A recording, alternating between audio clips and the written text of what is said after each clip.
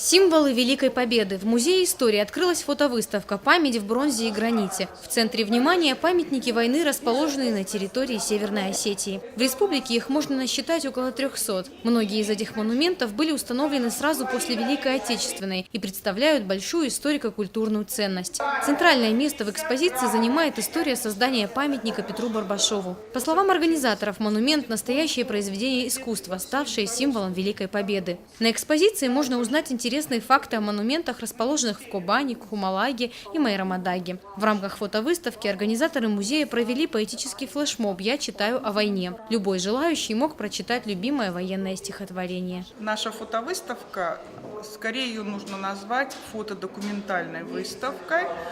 Называется она «Память в бронзе и граните», и она не столько о самих памятниках, сколько о том, насколько важно сохранить память, в том числе и в символическом ее выражении, то есть имея в виду памятники истории и культуры. Многие из этих монументов хорошо известны, а некоторые, особенно те, которые находятся в сельской местности, в отдалении от столицы республики, они мало известны, то есть известны только сельчанам.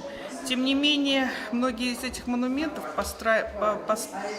построены, поставлены еще в первый послевоенный год, представляют большую историко-культурную ценность.